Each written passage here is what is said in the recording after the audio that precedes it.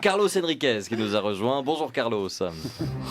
Mais non, jeune Padawan, je ne suis pas Carlos Enriquez, je suis Dark Vador de Star Wars. Pardon. Tu devrais me connaître avec ton physique de sabre laser. C'est pas pratique d'éternuer dans son masque. On a beau être le soldat le plus dur de l'Empire du côté obscur, le mois d'avril, quelle plaît. Bon, puis s'il vous plaît, arrêtez-moi cette voix truquée, ça fait des années que j'ai l'impression d'être un asthmatique qui parle dans la cuvette des toilettes. J'ai quelques comptes à régler avec Philippe Jaffé. Ah, c'est votre vraie voix, ça? Ouais, alors j'ai kidnappé Carlos Enriquez qui est en ce moment quelque part sur l'étoile noire.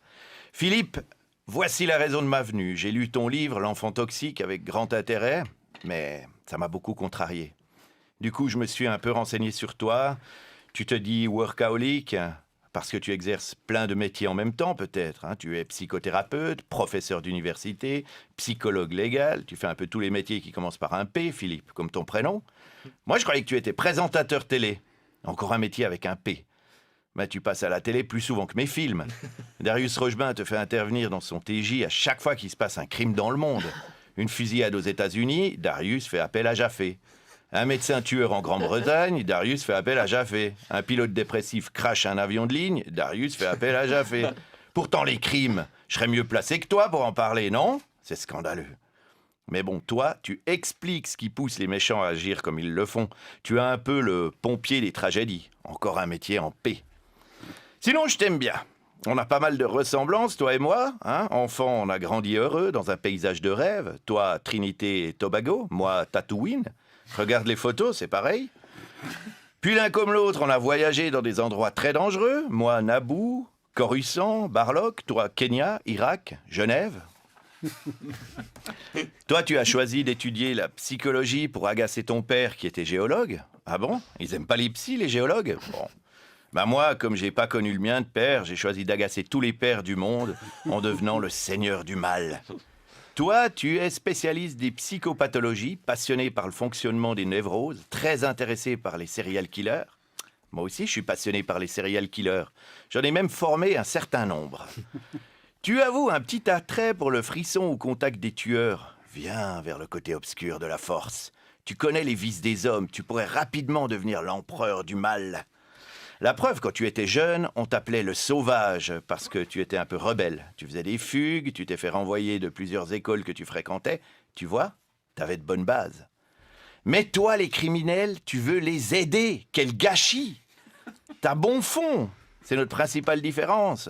Tu étudies surtout les enfants qui ont mal tourné en te demandant comment ils basculent d'une vie normale vers un drame familial ou un crime crapuleux. Eh bien, figure-toi que j'aimerais bien le savoir aussi.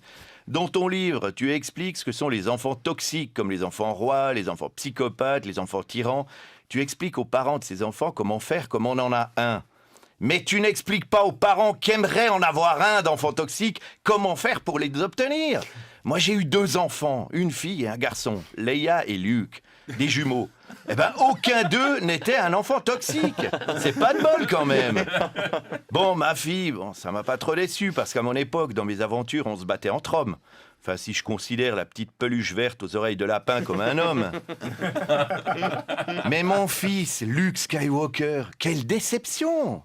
Moi, comme tous les papas, j'aurais voulu qu'il suive l'exemple de son père, qu'il reprenne le business familial, qu'il devienne le plus méchant des méchants, un dur de dur, bon sang. Mais lui, non, gna gna gna, faut être gentil, faut être du bon côté de la force, il faut pas se mettre en colère, gna gna gna gna gna. Et moi, comme les parents que tu décris dans ton livre, je me regardais dans la glace et je me disais...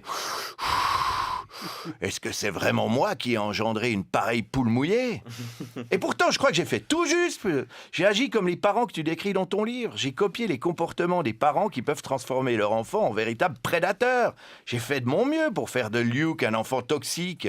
Tu parles d'une enfance malheureuse. J'ai fait mourir sa mère à sa naissance.